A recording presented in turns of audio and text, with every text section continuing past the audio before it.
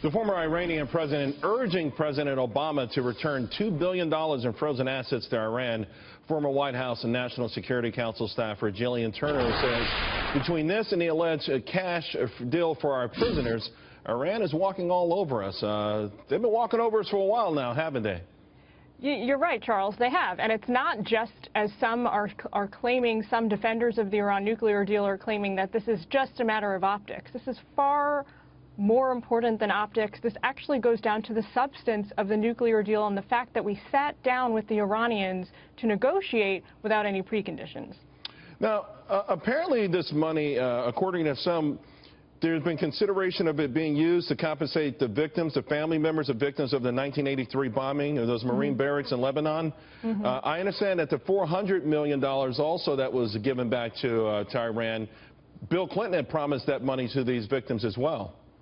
Yeah, and that's what the money is supposed to be. That's what it's appropriated to be used for now. The former president of Iran, President Rouhani, is saying that he believes this money should be given back to the Iranian regime.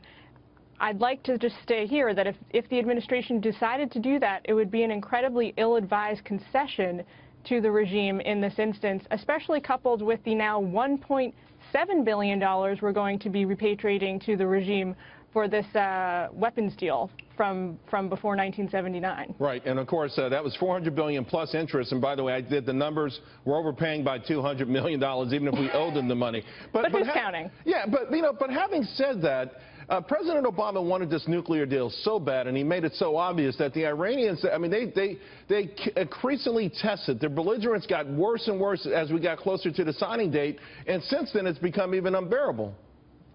Yeah, and this latest stuff about the claims that we now owe them another couple of $1 billion or whatever it is really gets to the heart of something that myself and other critics of the deal have been saying from the beginning, which is that there's this very obvious disconnect between the United States and Iran when it comes to this deal. From the get-go, this was, for President Obama, for Secretary Kerry, and the whole administration, about a nuclear negotiation. For the Iranians, it was about the money. It was about sanctions, and it was about allowing them to open up their economy to the global marketplace. It was about money, and it remains about money to them. Well, if it's been a shakedown, it's been an extraordinarily successful shakedown. Boeing is now doing business there. President Obama has actually called on our European allies on behalf of Iran to ask them to do deals there. This is really almost unheard of, isn't it?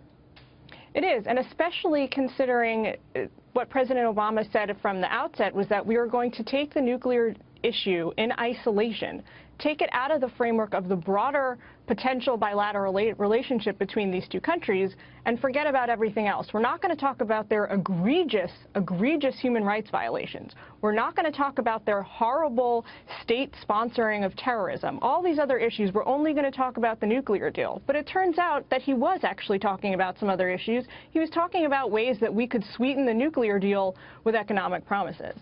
You know, before I let you go, there's a lot of talk about the next president perhaps trying to put this genie back in the bottle, but the economic parts of this stuff that we can't reverse, we can't get this money back now that we've given it to them, and we're considering giving them even more. There's that, and then there's also the idea that we can't jerk around the global community of nations like this, our allies. We can't jerk around Western Europe, who got behind us because we pushed so hard on this deal. It would be very hard to kind of backtrack at this point. And remember, we can't go back to the sanctions regime we had in place before. Those would take years to build up again. Gilian Turner, thank you very much. Really appreciate it. Thanks, Charles.